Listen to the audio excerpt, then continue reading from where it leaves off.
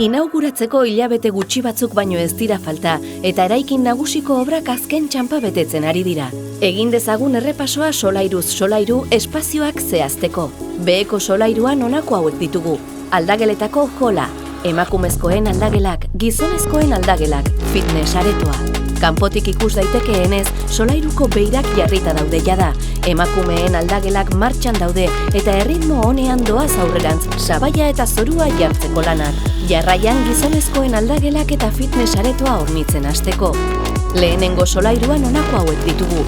25 metroko 2 igerileku, irakaskuntzako igerilekua, sauna, urotzeko ontziak, turkiar bainua, Aerox aretoa, emakumezkoen eta gizonezkoen aldagelak, kanpoko terraza. Solairu osoko beirak jartzen ari dira, igerilekuek ur probak gainditu dituzte eta hainbat espaziotan sabaia eta zorua jartzen ari dira. Bigarren solairuan honako hauek ditugu. Erabilera anitzeko gela, familia aldagelak, taldeentzako aldagelak, Judizmendi igeriketa klubaren bulegoa, jardueren eraikinera doan pasabiderako sarbidea.